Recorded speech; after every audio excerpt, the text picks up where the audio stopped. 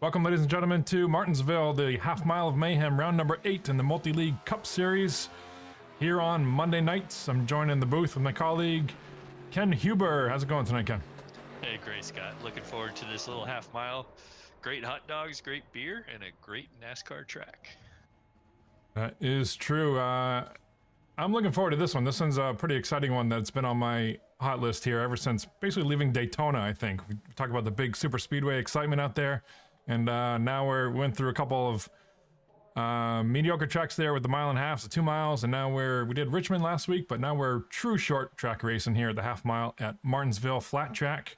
It's one of my favorites as it's kind of the sister track to New Hampshire Motor Speedway, which is my all-time favorite and home track. So I'm looking forward to this one, seeing what kind of show we can put on for the fans tonight and see who is out there to take home a grandfather clock tonight. Yeah, pretty cool that tonight's winner is going to get a grandfather clock, just like in real life. Going to have a little miniaturized version, a real working clock tonight, so I'm kind of excited to see. So I'm sure the drivers are going to be really looking forward to that. We talk about that. 3 minutes here to go to the rest and qualifying here. Jeffrey Mark on top of the board right now with a 19.5. Rob Hayes from Bandit Motorsports, 19.6 on the outside pole.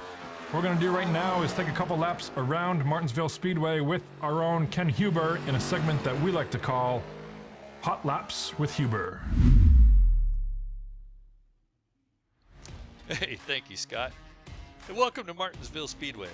This little half-mile speedway, otherwise known as the Paperclip, is located in Ridgeway, Virginia. Corners here offer 12 degrees of banking and fantastic close-quarter side-by-side NASCAR action. We're going to take a ride around in this beautiful facility in the patented Paint's Multi-League Racing Network Chevy Camaro. Now that we're getting some heat in those good years, let's jump into the cockpit and see a driver's perspective driving this half-mile speedway. We're exiting 4 here, getting up on the gas, front stretch, away we go. Entering turn 1, hard on the brakes. We're going to begin our turn in early, hold it down along the curbing until we can gently pick up the throttle. Going down the backstretch here. Going into 3, same thing, hard on the brakes. Hold it down to that curb all the way around until we can pick up the gas again, being careful not to spin those rear tires on exit. We'll want to be careful not to touch the curbing as this really upsets the car. The preferred line tends to be on the bottom, however we may see some drivers try to make the outside work. Entering the corners here are tricky. We don't want to lock up the brakes and get into the driver in front of us as we'll be in traffic all night. Corner exits will be important to get a good run off while keeping the rear tires planted. Consistency, patience, and taking care of equipment will be critical tonight's race. We're going to enter the pits. Long pit lane here. 35 miles an hour will get it woed up. If we're pitting under green, drivers can lose 2 to 3 laps if an untimely caution occurs. In addition, if a driver is near the back, even while pitting under caution, they could find themselves going a lap down due to the entire field wrapping around the track, which puts the leader just a short distance behind the tail end of the field. Qualifying up front and keeping that track position will be key tonight. All right, Scott, the MLRN car is in for service. I'll throw it back to you, and we can get to racing tonight.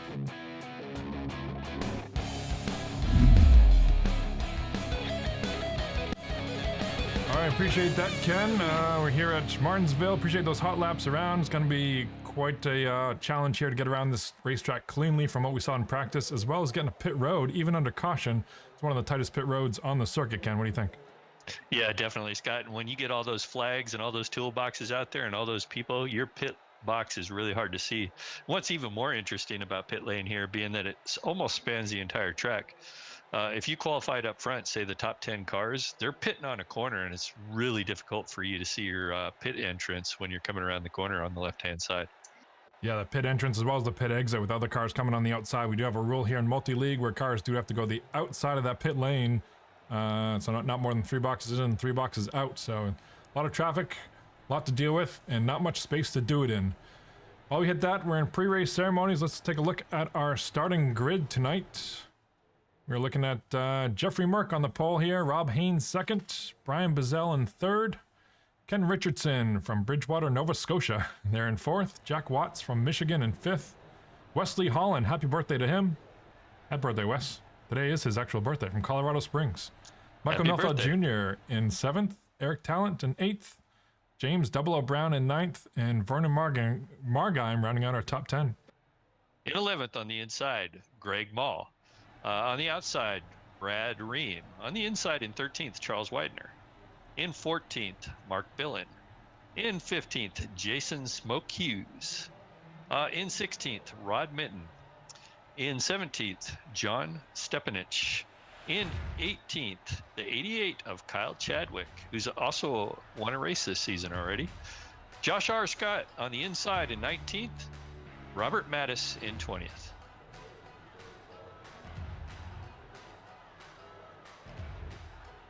And don't have Scott at the moment, so we'll continue on. In 21st. I got it. 21st, Trent Drum from Harmony, North Carolina. 22nd, JJ Garrett. 23rd, Calvin Miller. 24th, Loretto Lakes in the 24 car. How about that for a match? Justin Michael in the 07 car from Martinsville, West Virginia. Billy Baumgartner in 26. Andrew Schulte. Man, a lot of these bandit guys in the back of the pack. Should be interesting to see them. They can work their way to the front here. Christopher Davis, one of our Canadians, in 28th. And Christopher Howell, 29th. James Hearns rounding out our top 30.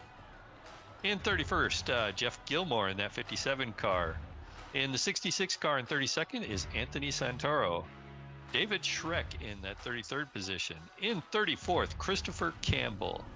In 35th, David Desjardins. And in 36th spot, Gary Wright. And that is our field for the evening. There you hear it.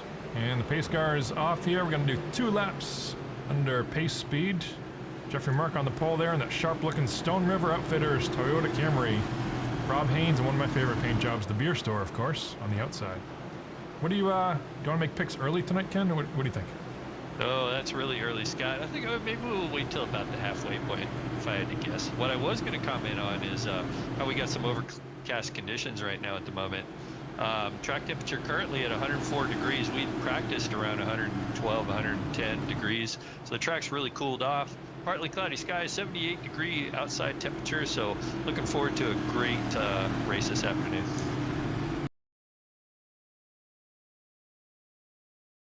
And as we get down to the one to go here. So how about our pole sitter there, Scott? He has won one race this season. Last week, he also won the Xfinity Series at Martinsville and the Truck Series. So I think Jeffrey Merck has put some time in here, and I'll let you take us to the green. He has, certainly. We knew what happened last time. He put in a lot of practice. He ended up in victory lane, looking for another one off of turn number 4. Jeffrey Merck holding him down. There's the green flag. He is off. Rob Haynes, Brian Bazell on the inside, getting a great jump on the start. Yeah, definitely. Brian Bazell getting that inside, that 199 falling in behind him there. Ken Richardson just behind them in that 16 car. And then Wesley Holland back behind him gets around the outside of that 77 car of Jack Watts as they all get single file here. Kind of taking it easy. Nice, clean start. Next side-by-side battle there is that 00 car of James 00 Brown. And it looks like that battle's been settled there. He was, looks like Greg Mall got by the outside of James Brown there. Yeah, Greg Mall up there with the Miller Fortune car, sharp-looking car there. Silver and white and red there. Back here in 13th, the 58 car, Smoke and Charles Widener. Jason Hughes and Charles Widener. Charles in that 95 red car. And those two are side by side. Jason Hughes looks like he's going to make the pass here on the inside, gets it done. Charles Widener now is going to fall victim to the 92 car here, perhaps, of Rod Minton. And Rod Minton, yeah. Awesome run for him. Gets single filed out here at the top. Wow, quite a few spots. Let's look at some early gainers in the field here. I'm looking at Justin Michael up 3 spots right now for turn 2. Started in, well, he's up to 20. No, that's not right. I got to check my standings here, but he gained 3 spots from the beginning. Hey, you know, that's quite a deficit that our current points leader is going to have to fight through tonight, Scott. So be entertaining nonetheless to watch him come up through the field if he can do it tonight. Yeah, and I noticed, not to mention that off of turn number 2 there, if you take a close look at the front end, he's already got some front end damage on that 87 Beretta Toyota Camry. Yeah, it doesn't take much, you know, with this track being so small that pretty much the tail end of the field is, oh, and we got a caution. Caution is out. I'm hearing it's a parking lot out there. We'll take a look and see if we can find what happened here. It looks like the 53 car there was involved. That would be Billy Bumgardner. Not sure what happened. Oh, yeah. And he might have been a victim there. 29 car on the inside there. The Monster Energy just gets loose, catches the curb to the outside. I think that's Christopher Davis. Jeff Gilmore looks like he's involved. And David Schreck in that 9 Coors car.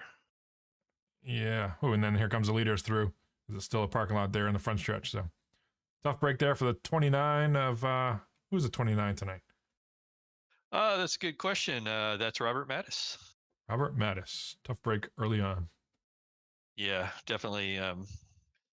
And with this season, there's no quick repairs tonight, so these guys are forced to run with their damage. Of course, this is not an aero-dependent track, so as long as they don't have any suspension damage or anything, these cars should all still be pretty competitive. But you want to make your equipment last here all night, Scott, as you well know. You've run here enough that if you're beating and banging on your car, that still could affect the outcome of whether you're going to have a successful night or not.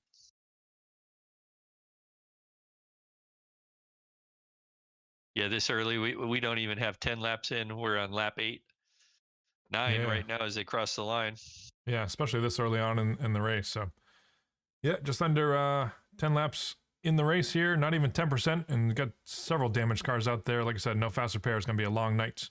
While we're here, why don't we talk about our 3 keys to the race to getting to victory lane? Let's talk about Merck on the 3-peat. We mentioned earlier he won the the Xfinity race in Jimmy Todd's series on Tuesday night, won the Kent Conley Truck Series on Thursday night, and he's leading this race from the pole here tonight. Looking for a good run from that Stone River Outfitters Toyota Camry. I think he's going to be hard to beat here tonight. Let's talk about pit strategy, Ken, with a lot of cautions, as we can see, just 10 laps in with our first caution so far. But how would you talk about like pit strategy when it comes to when do you get tires, right? You know how you get that last set of tires. Do you do it, do you wait till like 15 laps to the end, or do you put them on with like 50 laps knowing that that's when you're going to run out to the end of the race? So a lot of choices to be made throughout 123 laps here tonight.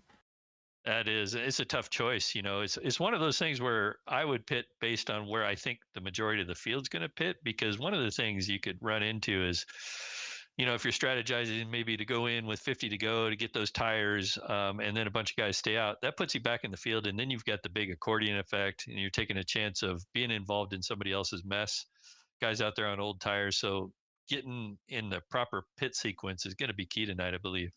Yeah, and then we talk about shifting. You mentioned tonight earlier that these cars only have 4 gears here, limited by iRacing itself, even though the actual Cup cars have 5 gears. So not sure. I think there were some guys shifting during practice, which was leading to a lot of tire spin. Not sure if that's going to be advantageous or not as these laps click down here and the tires get old. Yeah, definitely. And the lights are out on the pace car. We're on the backstretch.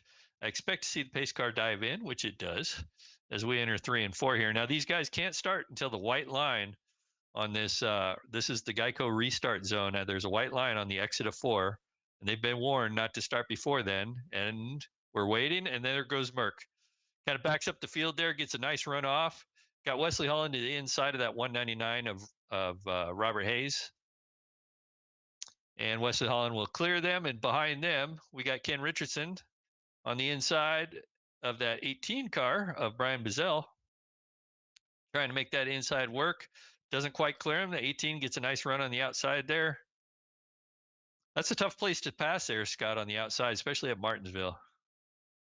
That certainly is, but he's hanging his own there on the outside. Our Daytona 500 winner, Brian Bazell. And as those 2 guys are side by side, you got the 155 of Michael Melfeld Jr. closing in on the back there. And as they sort that out and get single file. Looking back here at the 92, back here in 13th, Robert Minton, and the 00 car of James Brown. They slightly touched there. 92 on the inside. Oh, and there goes James Brown to the inside wall. No caution. Staying under green, it gets under power. No harm, no foul. Little left front dent there, and back underway. Yeah, you definitely got to be careful picking up the throttle here at Martinsville because that's what happens. And if you're pinched down on the inside, when you get a car on the outside like that, it's really easy. You want to pick up the throttle, but if you pick it up too strong, then you end up looping the car around like that. So you don't have that. You can't open up the wheel when you got somebody on top of you like that. Right now, looking back through the field, James Hearns kind of having some side by side battle here.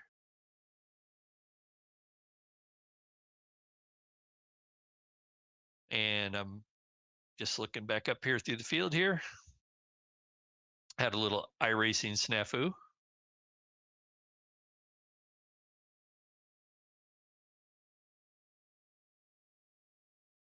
The 20 of, who's on the 20 there? Calvin Miller. And then talking about James Hearns and then Christopher Davis. Looks like a new paint scheme. Kool-Aid car. I like that for Christopher Davis. Still the iconic cool. Number 38 teal numbers and the teal rims, so we know who he is. And he keeps his teal colors on his numbers and wheel there too. I was going to comment on another battle. Jason Hughes, he's kind of drawing attention to himself tonight. Kind of been in a lot of side by side, and just behind Jason Hughes there, Justin Michael, in that 13th position, who started in 25th. You were talking about movers. Justin Michael does appear to be coming at this point.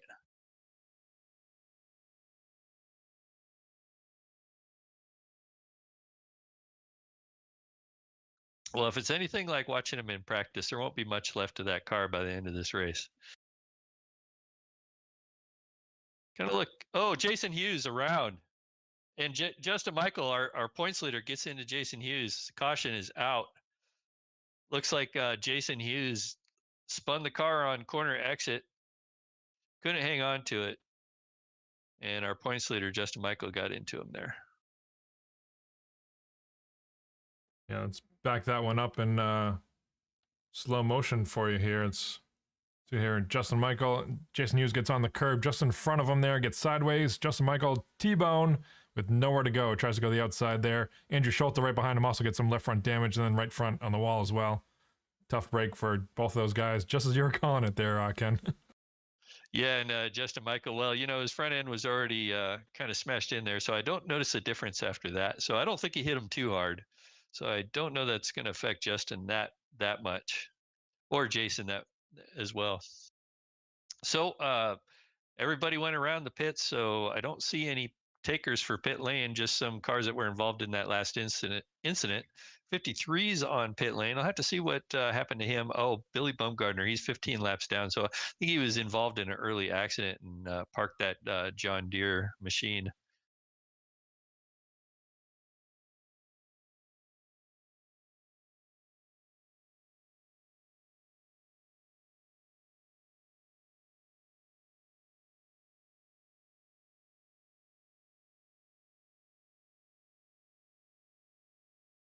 Merc, you in here? Yeah, man, I'm here. What's up? You tell him, buddy. It was your idea.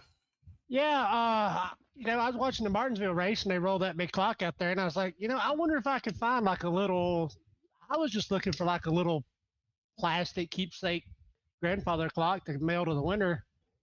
And actually, they make working grandfather clocks for dollhouses. They're about 7 inches tall, about 2 inches wide. They actually work. And I said, that'd be a cute, you know, killer idea for Martinsville race. I contacted Kim Quick, and he said, yeah, sounds like a great idea.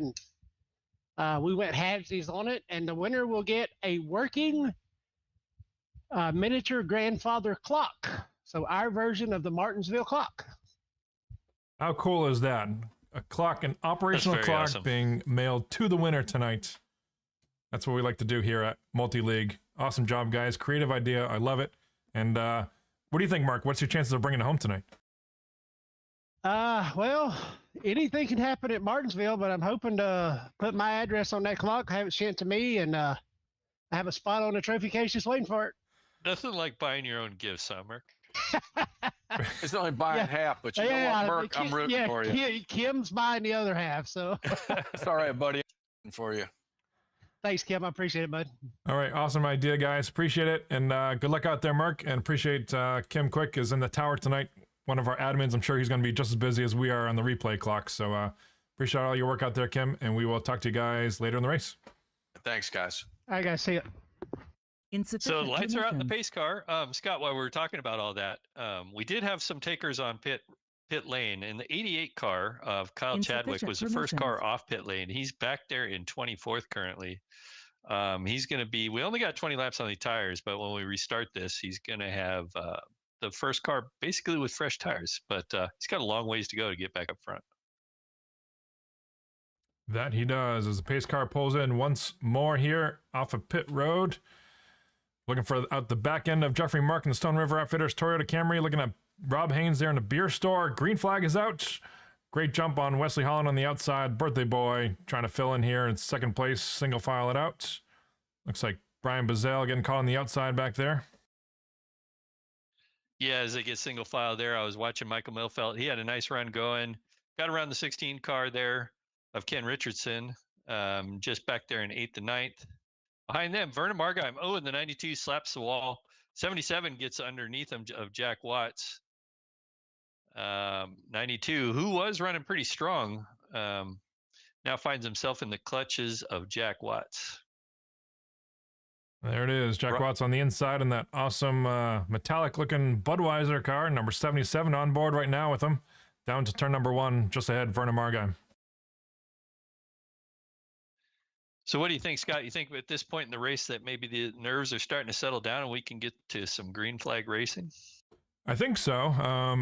I'll be honest, I didn't even do my research to figure out what the green flag pit window would be because I figured it's not going to be a factor tonight, but maybe they'll show us otherwise here tonight as we single file out. Certainly a lot better racing than what we saw in the warm-up laps when everybody's trying to put down a hot lap for qualifying.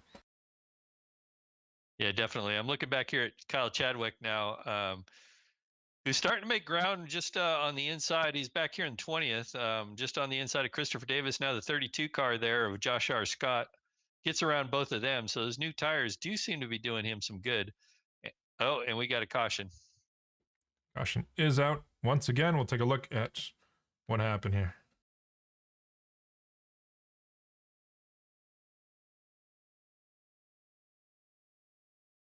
Yeah, I didn't see that happen there, Scott. I see James Hearns is off the pace. Not sure why. Yeah, I'm still looking back here. It's showing, I don't know. Don't see a lot of carnage. It might be like a single car spin or something like that. Yeah, there it is. Calvin Miller, you're looking at off turn 4 into the inside wall. Left front, tough break for him. He gets jammed into that safer barrier. Backs it up. That's probably what brought out the caution there. Off turn number 4 as leaders come around to almost put him a lap down here. Tough break for Calvin Miller. So at this point, Scott, we're going about 10 laps for every caution. So these guys are going to have to start putting it together here, or we're going to see a lot of modified cars here by the end of the race, I would imagine. Got a couple cars on pit lane, the 26 car and the 20, both going in, Gary Wright and Calvin Miller. Obviously, Calvin Miller was in that last incident, so going to get some sheet metal banged out on that car and get back out there. Yeah, looks like Justin Michael there also getting some work done. Andrew Schulte bringing out the hammers. Christopher Davis. Looks like Jeff Gilmore, I believe. And Double D out there in the back in the Texas Pete Chevy. You know, something I was going to mention, Scott, since we're all single file, one of the dangers here going into pit lane, especially when you're near the back, you know, and I think I mentioned that during the hot laps. If you're pitting and you're near the back of the field, this long lineup, just that quick, 14, 15 second stop could put you a lap down so easily here. Yeah, we see it right there. You can see these guys come off of pit road off of turn number 2, and that pace car is right behind them. So given the choice, they probably wanted to let those guys hammer on the cars a little bit longer, but pace car with flashing lights is coming around. As I say in Days of Thunder, what's the line? Beat the pace car. Yeah, hit the pace car. I was trying to think. It's been so long since I've seen that. Kind of caught me off guard there. Back up front, Merck led every lap of this thing so far. We're let's see, 35 laps into this thing. Wesley Holland in second, Rob Haynes in third, Brian Bazell in fourth, Greg Mull in fifth, Michael Milfelt Jr. having another good run tonight in sixth, Ken Richardson in seventh, Vernon Margheim in eighth, Jack Watts in ninth, and that 92 of Rod Minton rounds out your top 10. For as much as Rod, I feel like he's been racing side by side and throwing on the outside. Good for him for keeping up here on the top 10 here tonight. Yeah, and speaking of Rod, maybe he jinxed, or I don't know, jinxing probably isn't the right word, but he's probably not driving in a lawn chair tonight, and he's not doing as well so far anyway as he did last week. Maybe needs to bring the lawn chair back. What do you think? As the lights go out on the pace car, yeah. 1 lap to go here. Jeffrey Mark on the inside. Birthday boy still stuck on the outside. Wesley Holland did get a nice start that last restart. I think he's starting to figure out where Merck start with that restart zone after that white line give guys a little more time to think about it. So I think Wesley might be a little bit better prepared. We'll see. Pace car ducks into pit lane here. That it does. Let's take a look from the cockpit of Rob Haynes in P3. That's Jeffrey Mark up ahead. There's the restart line. Green flag is out. Jeffrey Mark gets a great jump once again here. Lap number 36 going on the board. Wesley Holland able to duck in right behind them. Rob Haynes ducks in behind Wesley Holland. There you go. Greg Mall in that 7 car in that, what is it? That Miller Gold or Miller Fortune. I forget what that's called. Miller Fortune. That's right. Able to get that single file just behind them. Ken Richardson on the inside there. And we are back for a quick caution here. Big wreck off of turn 4, look like. Let's take a look here. So it looks like Jack Watts, it sounds like.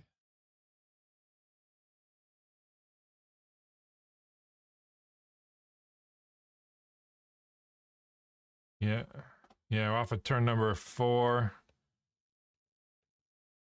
See, the green car? No. Trent Drum maybe on the inside? Nope. 32 of Jack Watts got sideways. 32 of Josh R. Scott gets involved on the outside here. And then you can see the parking lot there off of turn number 4. Christopher Davis getting involved again. And 28, who is that back there in the Hardy's car? The red and white one. We talked about him a little bit earlier, I think, tonight, right? Yeah, I actually don't have the 28 car memorized, Scott. I'm looking for it right now. I actually don't see a 28 car. Unless he's one of those guys that doesn't have his numbers correct tonight. I don't think we have a 28 car in the field. 26 maybe? Maybe it was 26. Oh, yeah, that the 26 car is Gary Wright. Yeah, I think it was Gary Wright again. So I don't feel so bad about not memorizing the 28 car since it doesn't exist. I want to say, is that George Jones, maybe? I know he doesn't race with us usually in the Cup that's right. Series. I think it is. Yeah, I think it is George. Yep. Shout out to George Jones if he's watching. Gets a free Racing. plug and he's not even in the race. I think he was in last night's race, so I can't remember. Anyway, let's see what we got going on here. I'm looking at the 32 car. Must be looking to get who's ahead of Jeffrey Mark here. Must be looking to get a wave around here. He will, as we just saw the 20 car of Calvin Miller get his lap back as the lucky dog. In addition to the lucky dog, any cars in front of the leader will also get a wave around when there's 1 lap to go and the lights go out on the pace car. Probably this next time by. So currently, Scott, we're with 28 cars on the lead lap. And it's not actually too bad. We've lost, looks like almost 10 cars to the lead lap. Looks like we're going to do one more before we turn the lights off in the pace car here. Let's talk about David Schreck. You see him here in this Coors Light or Coors beer car. I don't even know what make it is because the front end is completely gone in that car. The awesome green rims on that thing, but he's the biggest mover of the race, up 18 spots into where is he? P14 right now. Awesome run for David Schreck. Yep, definitely. I was going to say he took that car, crushed it like a beer can against his forehead, chugged it, out there making positions. Nothing to lose. Awesome job, David.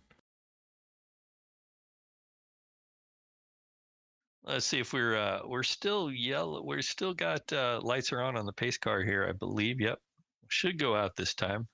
There they go. They do. Yep. That 32 should get the wave around there. And I don't know what Josh. There he goes. There he goes. Yep. Get him lined up. So on the inside, Jeffrey Merkel start this thing. Wesley Holland on his outside. In 3rd place, Rob Haynes. In 4th, Greg Mall. In 5th, Ken Richardson. On the outside, Vernon Margheim quietly making his way up as the pace car ducks in.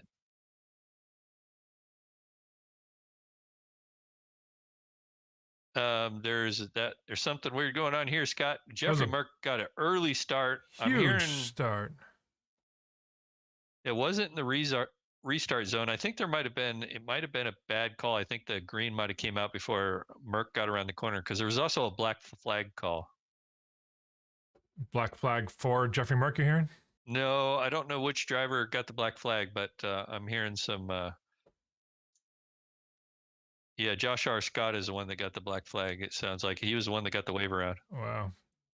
Confusing start there. It's unlike Jeffrey Merck to make mistakes like that. I don't know if that was intentional or a mistake, or we talked about that restart zone being that white line across turn 4, right, Ken? Or he didn't reach that line, exactly. Right? He accelerated before the restart zone, and I think because the racing official waved the green flag early and it caught Merck off guard. And that's what I'm guessing happened here, and that's what also caused the black flag for the 32 car.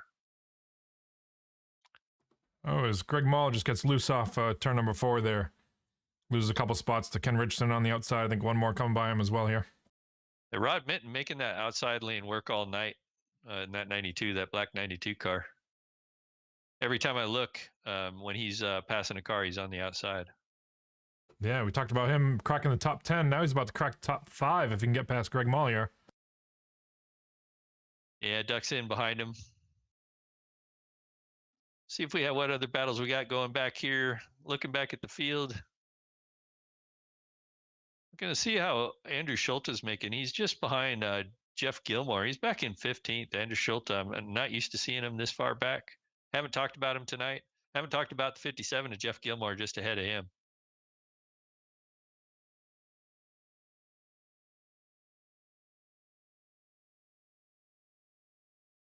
That it is. So we're going to be 50 laps into this, Scott. I'll let you drag up the replay here. Yeah, and let's go with, I don't know, let's go cockpit view with John off of turn number 4. You're seeing it with us here. Just on the gas a little bit too much. Can't quite get it corrected before we get into the inside wall. Tough break for John here. Tough night in that 373. Our leaders are headed to pit lane there, Scott. So we got Jeffrey Merck, 41, Wesley Holland, Rob Haynes, Ken Richardson. They're all in. Greg Mall stays out, actually. And then Rod Minton. Looks like Greg Mall is the big one to stay out. As well as it looks like James Hearns and the 88 of Kyle Chadwick, who pitted on that earlier stop. Should be interesting here to see who can beat Jeffrey Merck off of pit road, although he does have that number 1 pit selection, which is certainly going to help him have that straight shot off pit road. We'll see as the right sides go up. Single lug on these tires, 18-inch rims.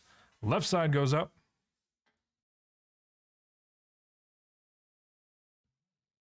And there's the race off pit road. I believe Jeffrey Merck is out number 1 as well. Yeah, there's more than one advantage to qualifying on the pole. Get that first pit stall. I stand corrected. Did Birthday Boy beat him out here? Oh, I don't know.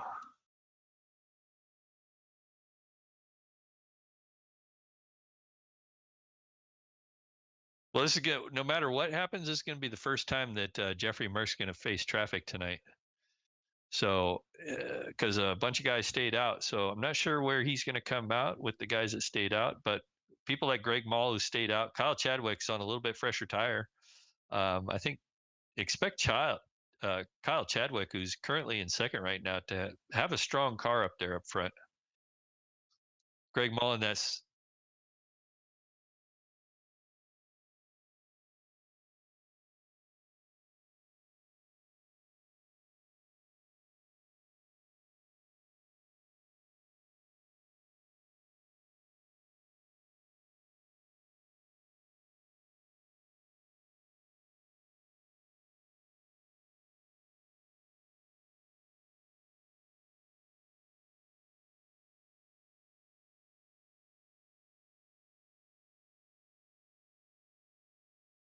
yeah, definitely. And like you said, the Birthday Boy, you're right though, Scott. It looks like the 41 of Wesley Holland did beat Jeffrey Merck out. So he's going to be the first car, Wesley Holland, no stranger to the lead himself. It's going to be the first car out with fresh tires. Definitely.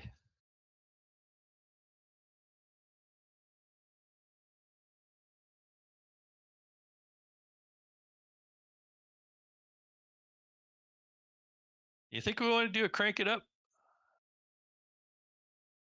Yeah. Crank it up.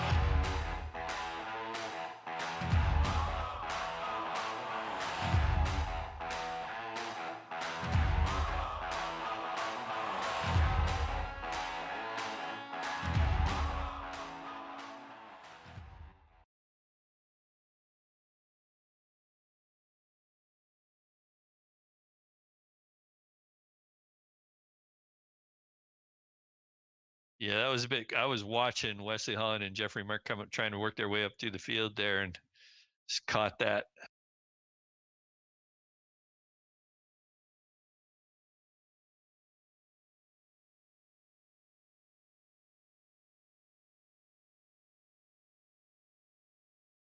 And here we have it, Josh R. Scott and Vernon Margheim, I want to say, off of turn number 4.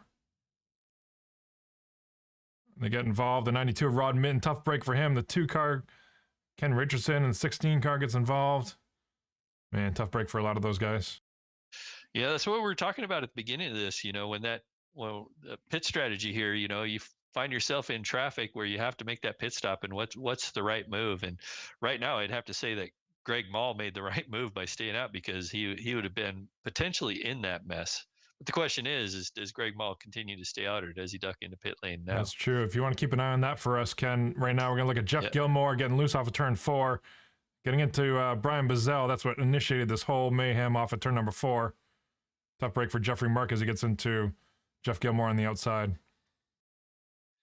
Yeah, so back to our leaders, Greg Mall, Kyle Chadwick. Greg Mall elected not to pit, so we still got the same group of cars out there that started the last green flag run. So going to continue to stay out as we got the cloud cover here, see what the track's doing. Track's 101 degrees, I believe that's about where we started. So 77 degrees outside, partly cloudy skies, and right now there's a cloud over the speedway, and we're in the shadow, so that's going to cool down the track, make it a little bit more grippy and a little bit faster lap times.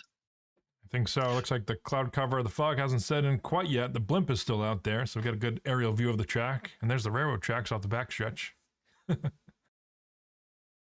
Every time I come to Martinsville, I think about those hot dogs that I never had. Everybody says they're great here, but I don't know. You had a hot dog at Martinsville, Scott?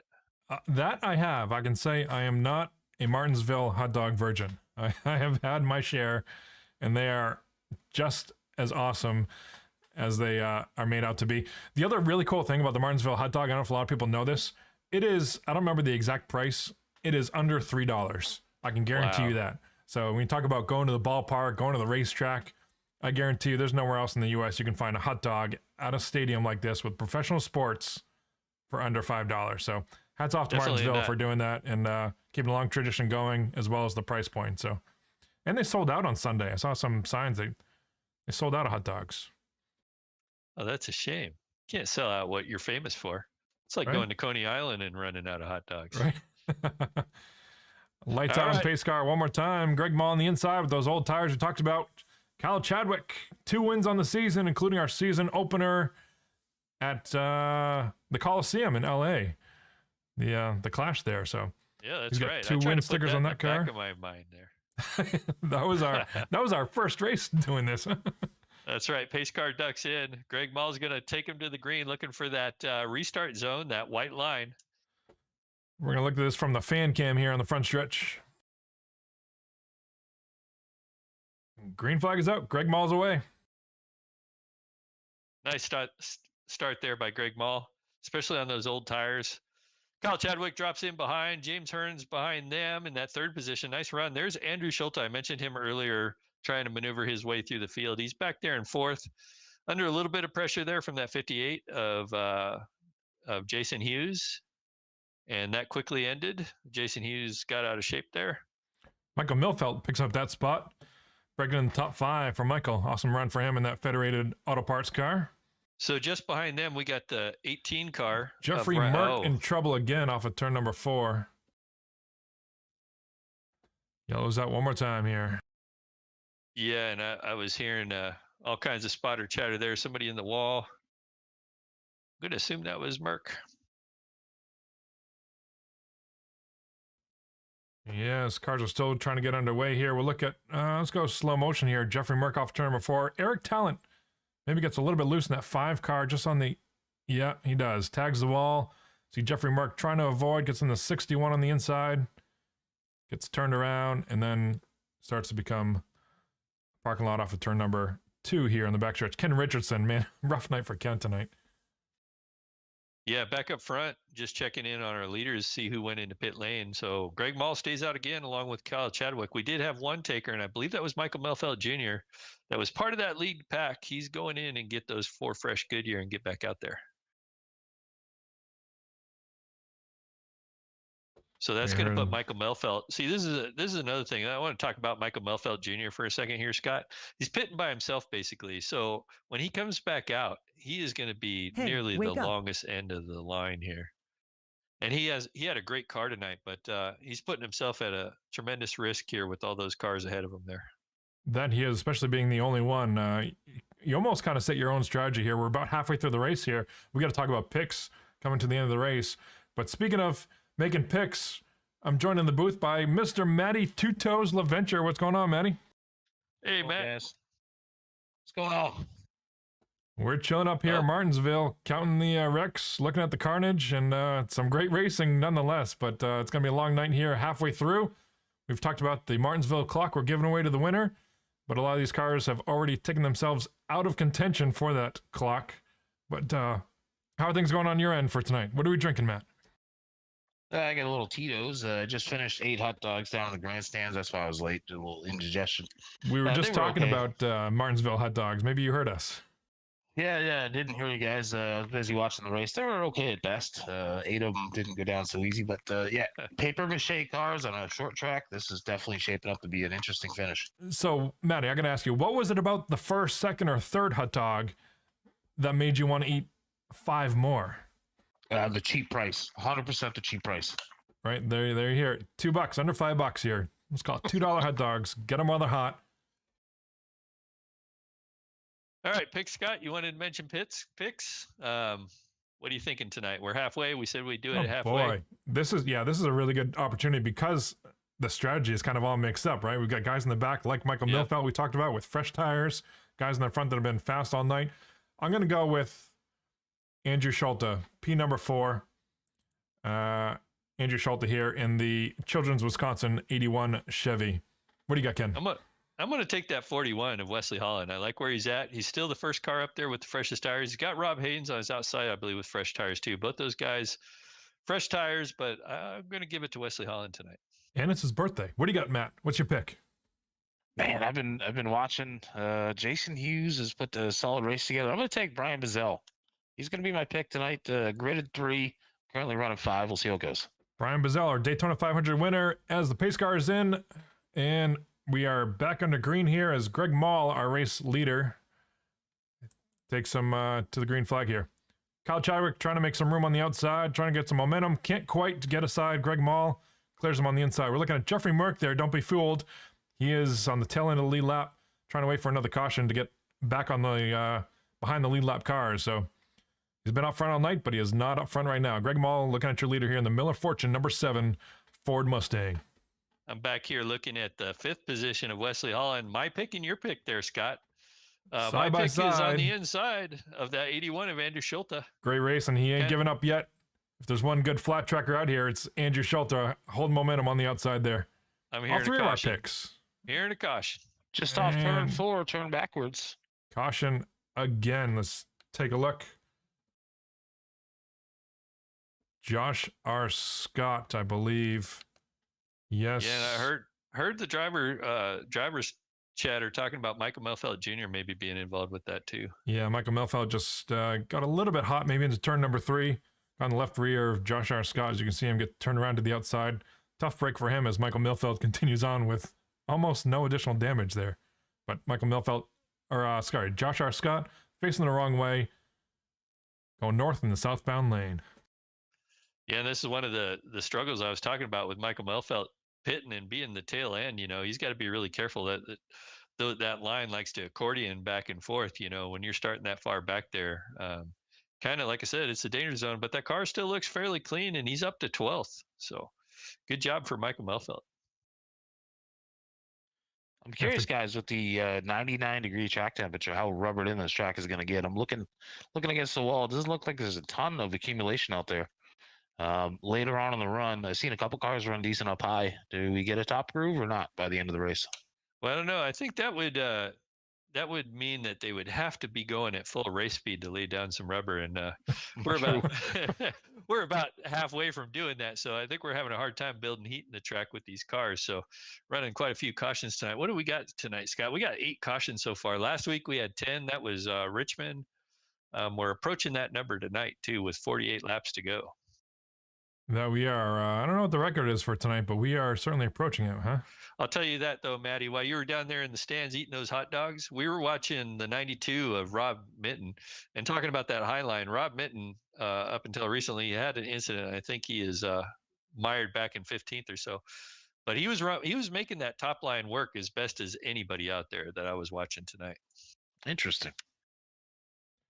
It's Rod Minton. We're in the cockpit right now of Rod and that Monster Energy helmet there from Swedesboro, New Jersey. I hope I'm pronouncing that right. I don't know.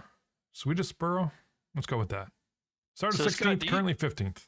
So, Scott, do you think these guys can make it on fuel with all these cautions? Because one thing that, I'm watching that 7 car, that Miller car of Greg Mall. He hasn't pitted yet. I don't believe he's taken a single pit stop. We got, 47 laps to go.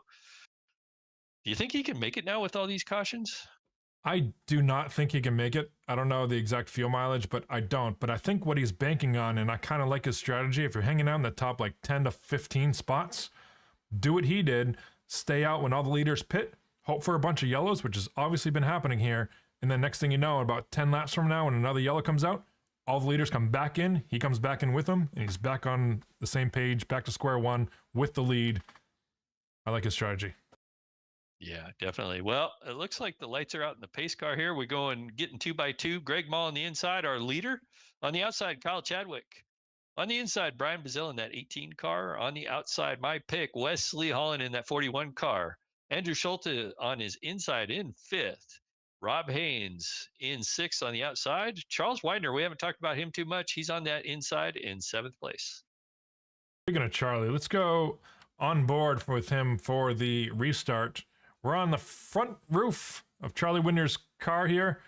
The end of the concrete up there. Greg Mall takes the green flag. He is off. Late start there. Rob Haynes in the Beer Star. Gets in the left rear of Andrew Schulte. Jason and the Hughes there on the outside fighting here for a position. Yeah, even further back, they were going 3 and 4 wide back there in that turn there. I was trying to catch up with it, but it looks like they got it sorted out. They're at least just double filed now at the moment. Looking back here towards the 20 car, the 60 car of our guy that's trying to win that clock, that 60 car of Jeffrey Merck on the outside of 00 Brown there.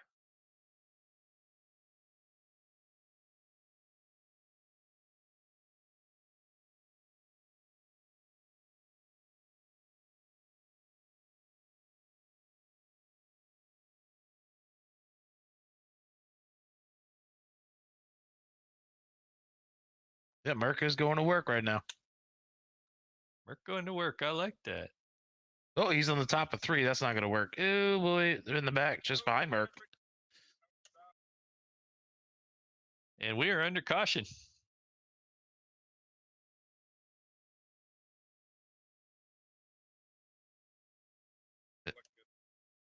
Unfortunate bystander in the top of 3.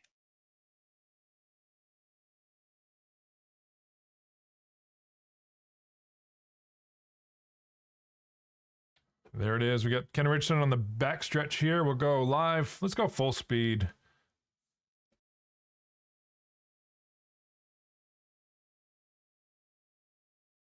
And just saw James Hearns, I think that was, on the inside, and tough break for Ken tonight. Yeah, definitely. Well, back to our leaders. Greg Mall stays out again. Kyle Chadwick stays out. That 41 car in third place currently, Wesley Holland, is the first car basically on somewhat new tires. I think they've been on them for about 20 laps now, maybe 15 racing laps. So I think the 18 and the 81 and the 41 are all on fresh tires, including the 199 of Rob Haynes. One of the interesting parts of the strategy, which I think definitely I've been bit by it before, is you put yourself in a game of pickle. Because eventually all the cars behind you are going to cycle through with newer stuff, and you have to be there. He fakes it. Second place fakes it. You got to be careful, because if you are the last guy out there in the front on old stuff and you get short on laps, you're not going to get any favors.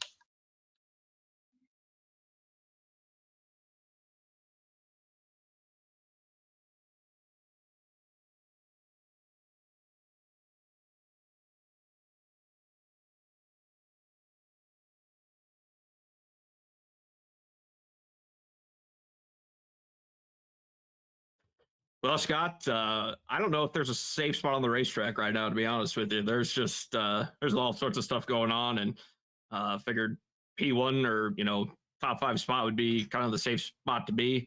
Don't know if tires are going to make a big difference or not. I don't know if we've really had much of a long run to really try and test that.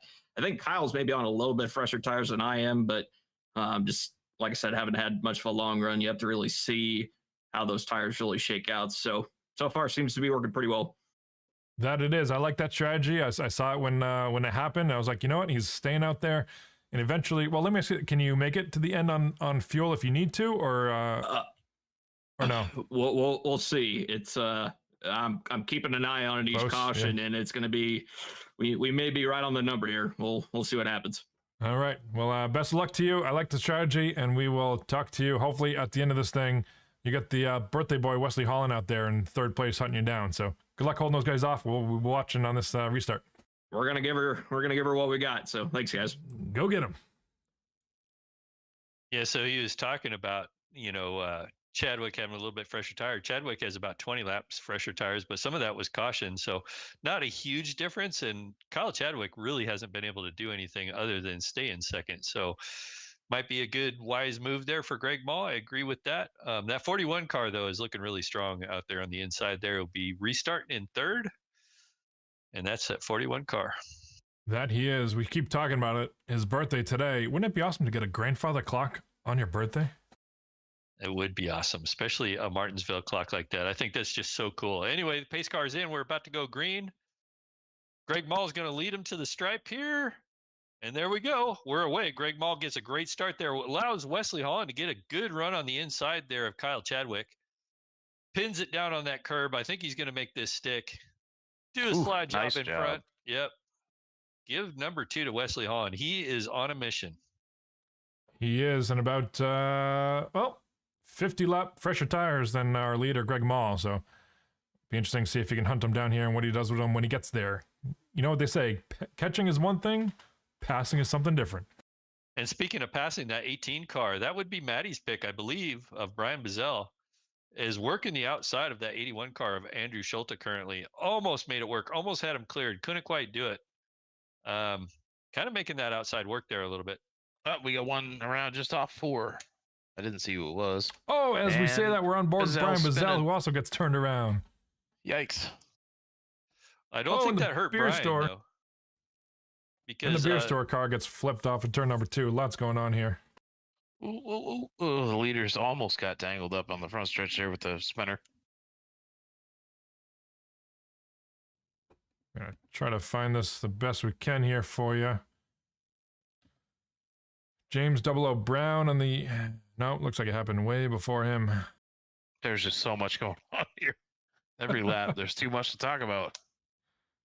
Oh boy. You guys are two of the best in the business up here, and it's too much to talk about. Yeah, at least you guys don't have to run the replay cameras, right? I was going to say something about Brian Bazell and that spin he had, but I don't think that's going to hurt him at all because the caution was already out. So he probably should have maintained his position. Yeah, good call there as we go to, well, let's go to blimp view. You see Rob Haynes getting flipped around. Yeah, tough break. Parking lot off of turn number 2 there, Martinsville.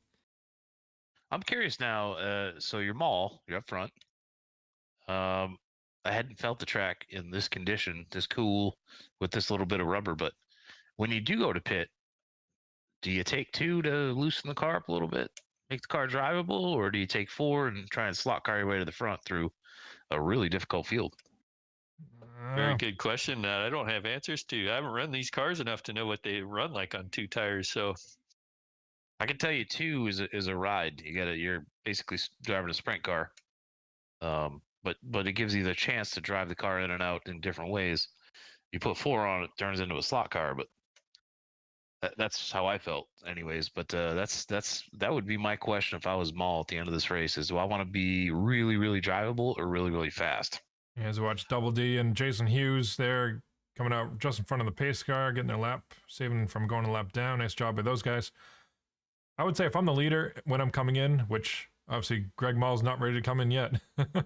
But when I'm coming in, I'm taking 4 as the leader. If I'm back in the pack, maybe something like, I don't know, David Schreck, who's proved that he's fast tonight, picking up a ton of spots, 19 spots right now on the night. Somebody like him, when everybody comes in, why not 2 tires? Take a gamble to the front, right?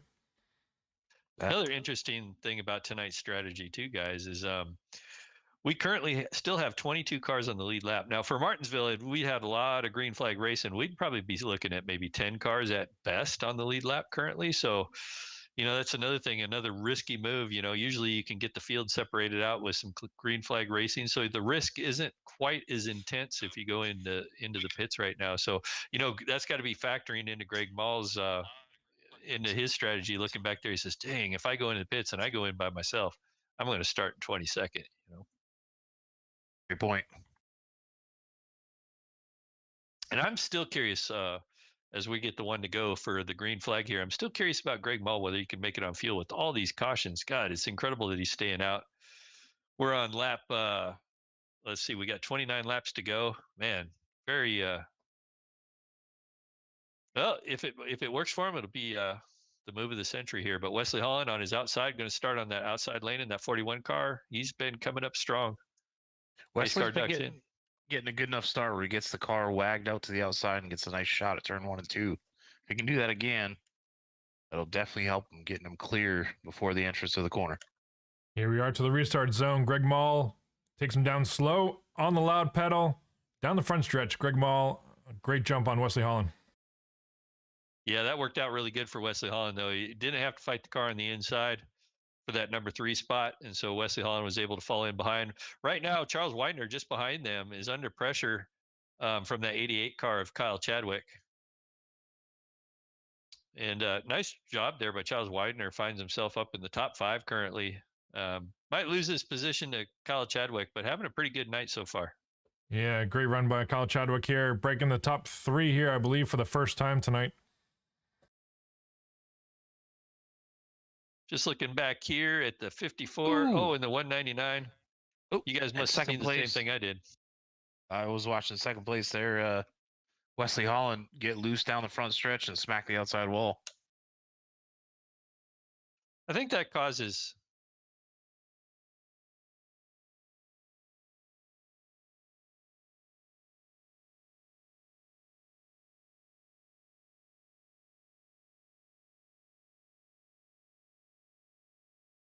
Yeah, and look who's behind Brad Ream and Wesley Holland.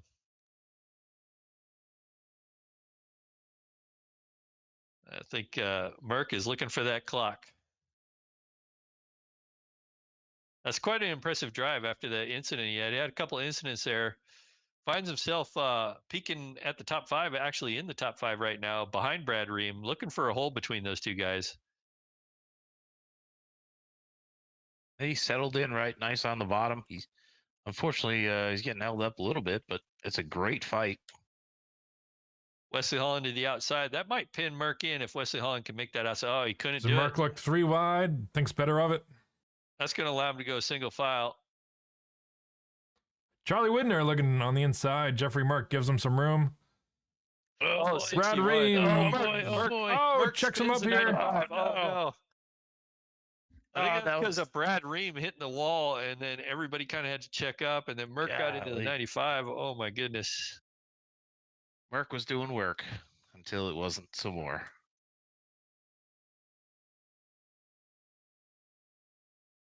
Might be DQ'd from the race. Do you guys see Merck anywhere? No, he popped off. He's definitely DQ'd. Well, that's continues to his oval struggles there, Scott. I mentioned it over the past couple of weeks. Yes, you have. Merck, yeah. usually pretty strong on ovals, but God, the new car, new season, really been struggling this season. So gets his only win of the season on a road course of all things. Yeah, off of turn number 4, we'll look at it one more time here. Jeffrey Merck gets in the Charlie Widner. Woo. Tough break for Charlie Widner, who's having a great run in the top 10 most of the night tonight. Yeah, he was just wrong place, wrong time, as they say. I picked Pizzell. He's floated back to 12th. He had a great run going. Did pit earlier, and hopefully he's got some. All these guys that pitted in his cycle got a little bit to give late in the race. It's going to be a tough hoe. These cars are paper mache. Got to be so careful. So Scott, while we're under caution here, the 24 car of Loretto Lakes, we barely talk about him. Is up here just outside of the top 10 and 11th place currently. Looks like so far a great run for that 24 car. Yeah, Loretto Lakes just about to crack the top 10 here. Looks like incident-wise, he's got 12 incidents on the night. Probably none of his doing, because I don't think we talked about him much involved in incidents. So a little right front damage, a little left front damage, probably some in the back, but Bad Apple Racing, he's teammates with Jason Hughes in that 58 car, which is, certainly doesn't shy away from aggression at a place like Martinsville. So Loretto Lakes taking some notes out of Jason Hughes' book and working his way into the top 10 tonight. Another 24th to 11th. Another good run 13th spot. Another good run is that 32 car of Josh R. Scott, currently in 6th in that green that I mentioned last week. I love that green color on that 32 car. I'm not sure if it's strategic wise he's up that far, because there is quite a bit of damage on that car. But we only got 20, 19, 18 laps to go. He's up here just outside of the top 5. Has a great run going. That he does. He was one of the ones involved in it. At least one, if not 2 incidents earlier.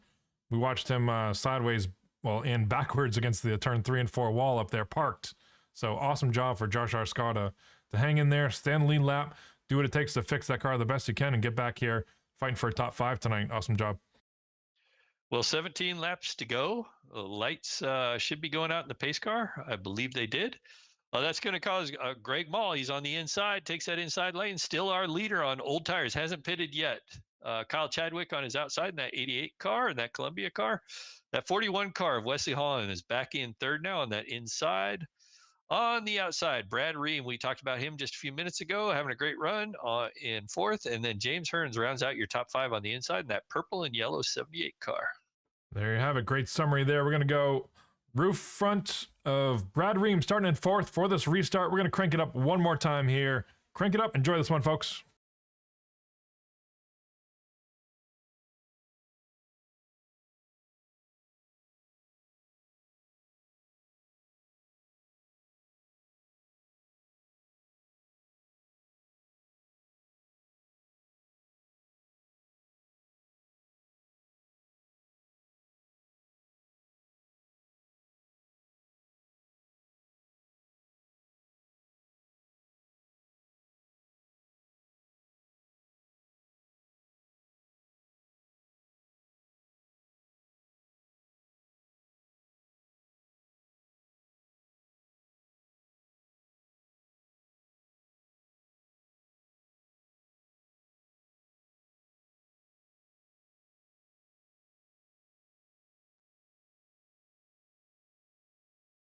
And we are back as it's a parking lot again off of turn number 2, I believe that is.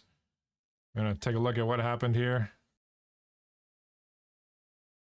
Yeah, I was just talking. I was looking at that 155 under that crank it up session there of Michael Milfeld Jr., and I believe we have an incident involving that car.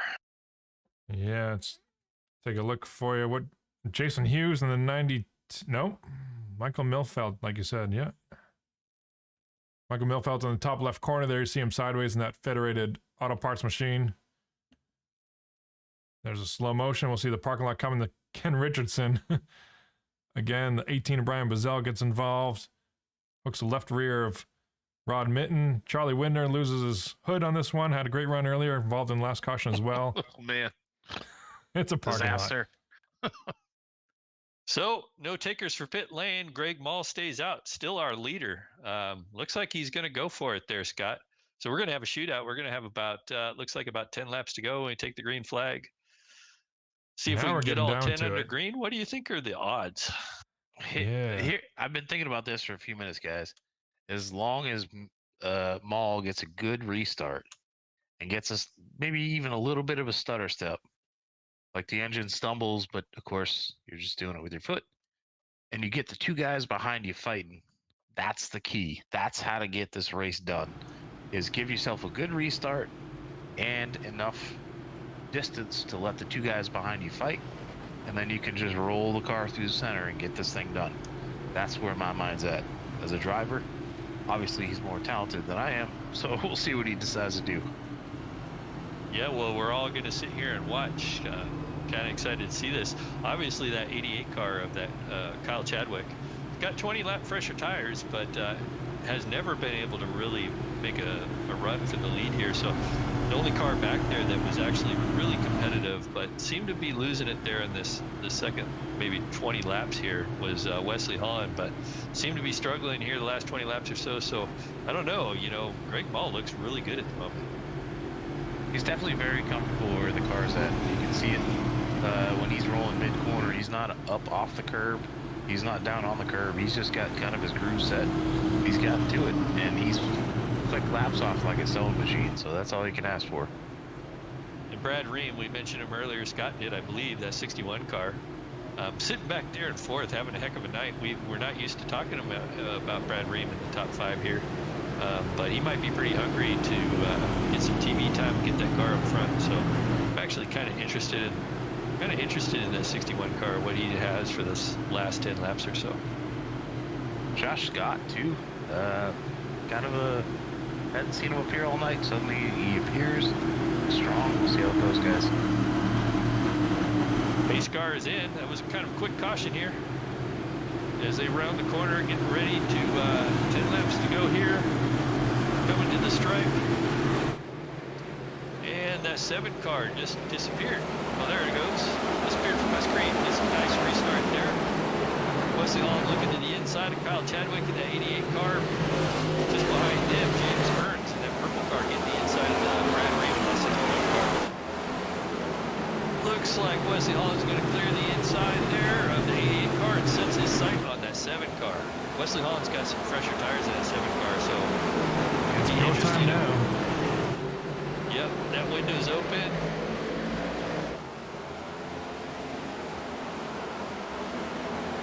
This is probably where some of these drivers don't actually want to see that caution. I know at this point Greg Mall does not want to see a caution. Got a 5-car, and he just sounds like we might have a caution coming out here. Oh, and man. We do. Oh, man. There's the yellow again. 6 laps to go. Slow them down, re-rack them. Let's do it again. Let's figure out what happened back here.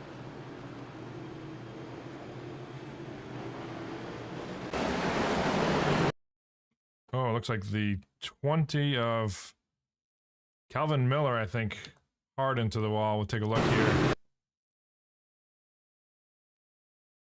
Andrew Schulte, he's out with some damage. Yeah, Jack Watts there on the outside wall. Everybody else coming through there. Tough night for Calvin Miller.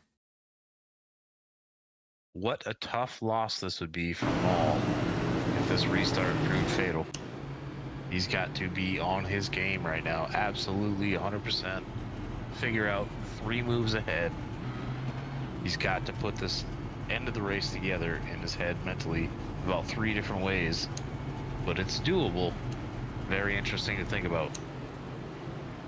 Yeah, and I think the person he really needs to outsmart is that 41 car. I think that's his biggest threat right now. Exactly what I was going to say, yeah. Yep, and I think that 41 has his sights set. Yeah, I mean, Wesley Holland's got to be thinking about that restart. He says, I can't let that 7 car get away like that again. We're going to have basically 3 laps to go when the green comes out, maybe even a green-white checker, I believe. So this is going to be for all the marbles here. Perhaps. We do have 2 green-white checkers, I believe. Yes, that is correct. 2 green-white checker finishes if we need them. And we have 13 cautions so far. 62 laps we've run this race under caution so far, Scott. So I think the chances are pretty good we might use both those green-white checkers tonight. Yeah, definitely good.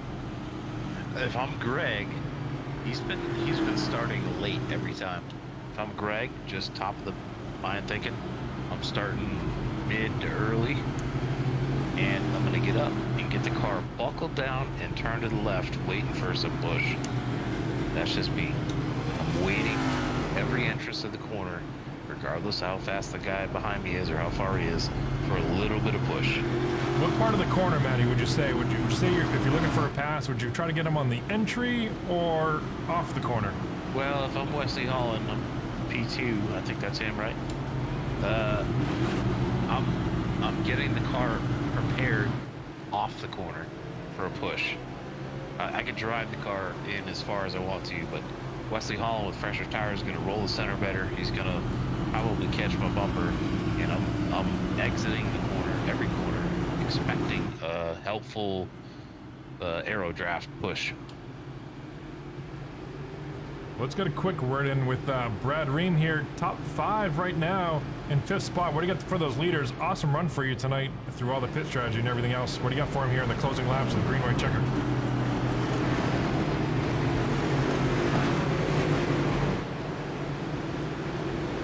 Yeah, hey, that's we got caught on the outside on the last restart. We're back inside here, and we're just trying to keep the doors on it here for the last couple. We're about to go green, I believe. Yep. Sounds good. Good luck. Go get him, buddy. Yes, sir. Just trying to keep the doors on it, boys. All right, pace car's in. Looking to get to that line there, the restart zone. See what Greg Mall's going to do here. Holds him up. There he goes. Does a nice start there. Allows Kyle Chadwick to get to the inside of the 41 car. And that's going to cause those two to start racing. Greg Mall out up front right now. Kyle Chadwick making fast on that 41 car. Now trying to run down the 7 car, Greg Mall. Yeah, it's showtime now. Kyle Chadwick, if he's got anything. White flag in the air. You see it there. It's go time.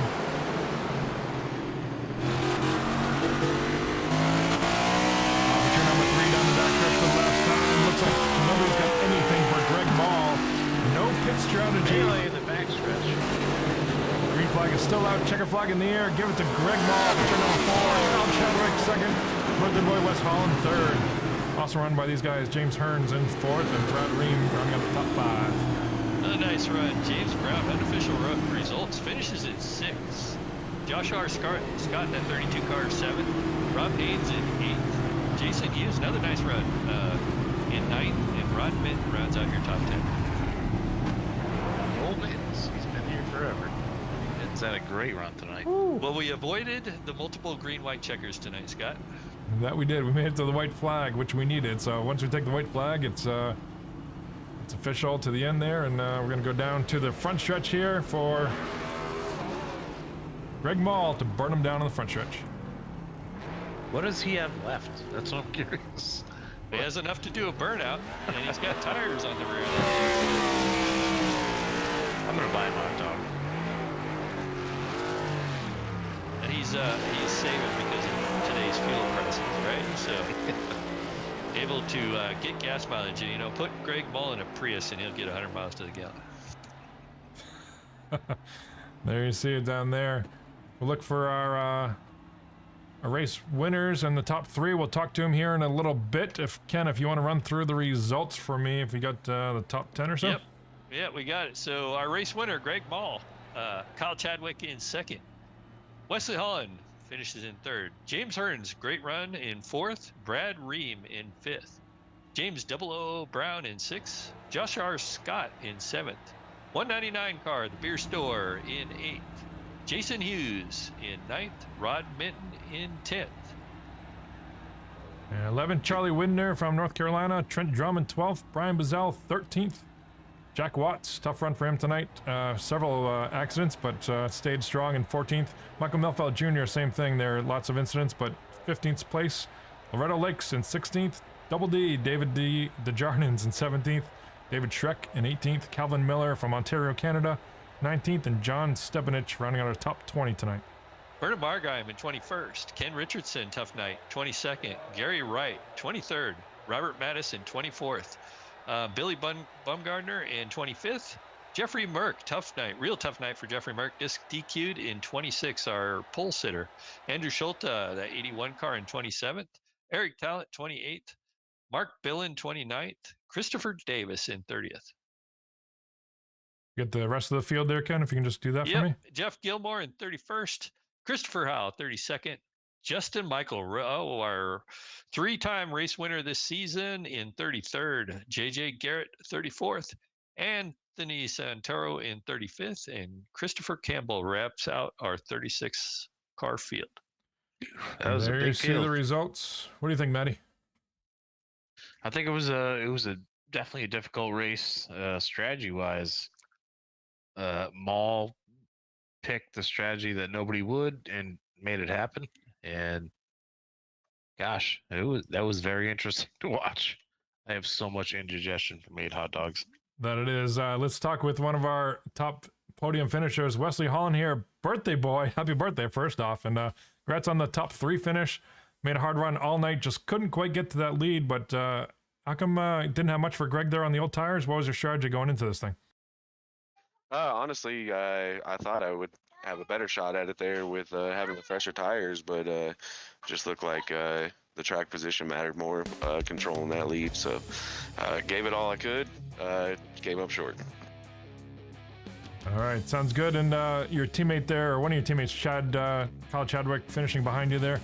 The car's a little beat up, left side, right side. Looks like the front looks okay, but I'm not sure how the back looks. But was there any shifting going on tonight, or is it you just staying in 4th gear the whole night? I mean, I tried it a couple times. I seen Merck was out there doing it. I didn't like the way it upset the car, center off, so I kind of quit and just stayed in 4th gear there, middle half of the race on. So tried it, wasn't a fan of it. Figured I'd have a better finish, just stayed in 4th there. So that's what we did. I agree. If I look in practice, I'll personally tell you if I figure out what Merck is doing, I just do the opposite. It works every time. Yeah, that's true. Very true. Awesome. Congratulations. Enjoy the rest of your birthday, man. And we look forward to what do you get next week at Bristol Dirt? What do you get for us out there? I mean, another short track. So we get to slide them around, so we'll see. Hopefully just solid finishes. That's all I'm trying to put together here till we get to the playoffs there. So sounds good. And anybody you want to thank for the top 3 podium finish tonight? Just all my teammates, Bad Apple, you guys up in the booth doing the broadcast and stuff. It's real fun to go back and watch this race. So, and then shout out to Kim and everybody that puts this league on for us every week. Certainly. Congratulations, and we'll look forward to seeing you next week at the short track High Banks at Bristol. Enjoy your week. I appreciate it. See you guys. All right, there you have it. We'll go 2nd place finisher of Kyle Chadwick. We can see if we can pull him up here. Ken, you want to talk to Kyle? Will shall do. Hey, Kyle, up here with Ken, Maddie, and Scott. Hey, great finish tonight, getting that 2nd place. Hey, got a question for you. You pitted with about 20 laps into this race, and you had 20 laps fresher tires than Greg Mall, the race winner. Did you think you had anything for him? Were the cautions hurting you? No, I think he was just way faster. I honestly just didn't have the speed tonight, so that was kind of a gamble to try to jump the field, and it kind of worked out in my favor. It did. It looked like you were able to hang to the front all night long. So that last move, getting around Wesley Holland, did you plan that on that last restart of the race? No, I think whoever restarted on the bottom kind of got an advantage there. I wish I didn't lock up the brakes on last lap because I think all 3 of us did, but it's what it is. So, well, you're having an awesome season. You won one race. I believe it was Phoenix, right? Yes. So get a second tonight. In the Coliseum. Yeah. Oh, yeah, in the Coliseum. I forgot about that. Well, that wasn't a points race, I believe, though, Scott, right? That is correct, yeah. Yeah. So you're moving up in the points, and we're headed to a dirt track next, Bristol, which is weird for me to say that it's a dirt track. You got something there for Bristol? Probably not, but I'm going to show up and try to get as much as I can. Well, that's the attitude. Hey, you got anybody you want to thank tonight? Just thanks to you guys in the booth, everyone who puts the race on, and my teammates at Hack Racing. All right, thank you, Kyle. Good job on that second place finish. Thank you. There you have it. There's second place finisher Kyle Chadwick, and we are with Maddie Two Toes LaVenture. You've got Greg Moll up here, our race winner. Greg, awesome run, awesome feat. Being that I can remember the first guy that has never pitted during the race to take a win here at Martinsville.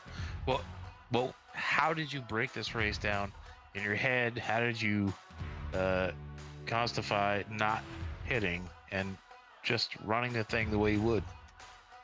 There was all sorts of scenarios running through my head there, Maddie. I don't know. I thought about it in practice, and it's just, I don't know. We could have played out, 6 or 7 different scenarios, and as things were just kind of unfolding there during the mid part of the race, it was, I don't know, just seemed like the further up towards the front that you were, the better. And, it didn't seem like in practice the tires had really mattered a whole heck of a lot. And, even if we were doing short runs before a quick caution came out, during the race, it was just going to point towards that even more profoundly. So then it was just a question of seeing how much fuel we were going to have left in the car. And sure enough, we had enough to bring it on home in the top spot. So it's a pretty good feeling. It was pretty awesome to watch. During the race, as the run grew old and you got into almost 100 laps, did you feel like the fuel was more of a concern or the tires? Because you seemed to hit your marks, stay on the bottom, roll the bottom, clean in, clean out. Everything looked great the entire race. Were you more concerned about fuel or the tires? I was just kind of keeping an eye on fuel as, we were kind of running through and, have a short run, then another caution come out, and just kind of reassess and see, what my gauges were telling me, and just kind of seeing what the trend line was showing. And, if we needed to be a little bit more aggressive on saving fuel during the caution laps. And it was kind of leaning more towards that during the later cautions there in the race. So was glad that I was paying attention to that early so that I could start to save a little bit more fuel there about halfway through the race. But I really wasn't concerned that much about tires. I mean, looking at them right now, its rear tires are sitting at 95. So it's like, don't tell people that. Well, keep that to yourself. We got a long time. We got a long time till we're coming back to Martinsville. All right. So if they're going to look at this broadcast, if they're watching the stream on Twitch, it's already out there. The bag's been spilled, and is what it is. I'll take that risk looking forward. But yeah, man, is what it is. So you've done a damn good job tonight. My last question: the restarts. You were spot on every restart. You tricked those guys by running either late or semi-late. But you got enough wiggle room out to the wall and back in. You could arc it, and they were still behind you and could not figure out where you were going to go. Did you plan that? Was that just like a spur of the moment thing, or you dinged every one of them and they were all just about perfect? Yeah, admins were kind of telling us there in the early part of the race that we weren't supposed to get started on the restart until kind of that concrete transition had stopped there coming out of 4. So,